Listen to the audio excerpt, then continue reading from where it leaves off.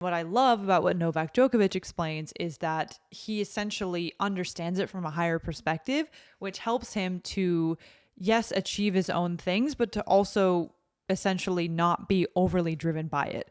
So I thought we could play this clip and listen to this and sort of see what it inspires. Okay, so let me go ahead and play this.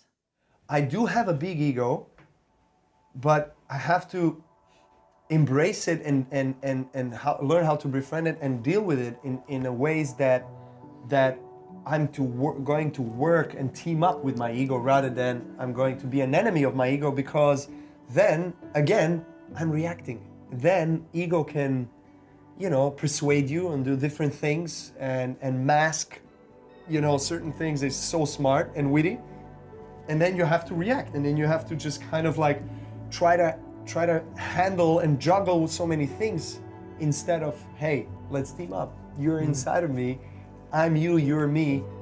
Okay, let's figure this out. How can we work together? And you kind of have to, please it, and at the same time, you have to control it. And even though I don't really like the word control, I still feel like,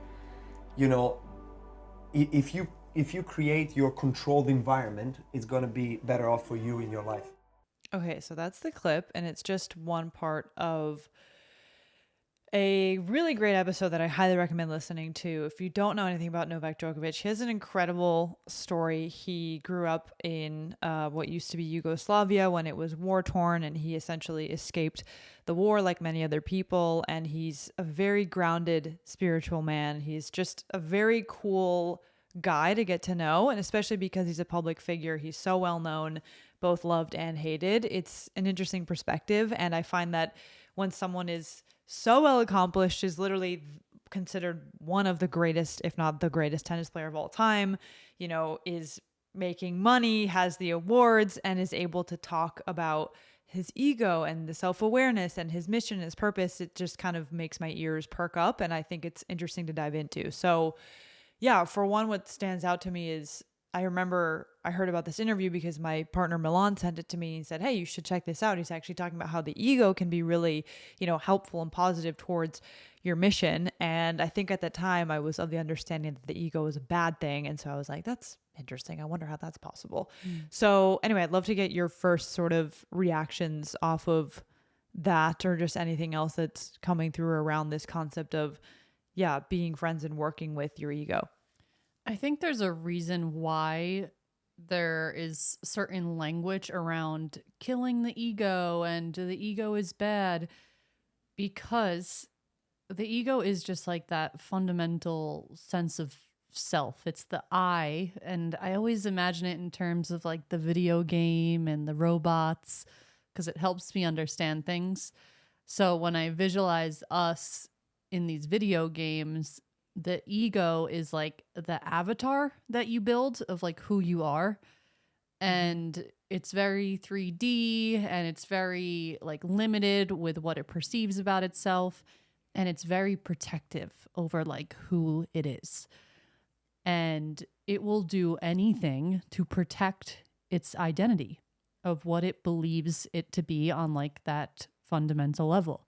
So when people are talking about, oh, kill the ego, dissolve the ego, what they're referencing is like the part of self that will act in ways that aren't actually aligned with your heart, but then you find yourself doing it anyway. So I understand why there is language around like, oh, kill the ego, because they're essentially saying like we want to get rid of the part of ourselves that's not actually attuned to who we be on like a soul level. But that's like step one, and it's like you don't want to think that you're just killing the ego and then going on with your life, because you need an ego. We're living in a 3D world where, if you think about it with the video game, you need a sense of self. And I said this to you yesterday or the day before, where like if we come down here with these missions and this purpose, of course we came down here to embody a sense of self and an I that is able to be in alignment with the higher guidance. And it's important that we are taking on like an avatar that is aligned and synchronized with our deepest heart-led desires. So it's not so much of like killing the ego and to be egoless, because you need to work with that sense of self to teach it what you actually want it to embody and to believe.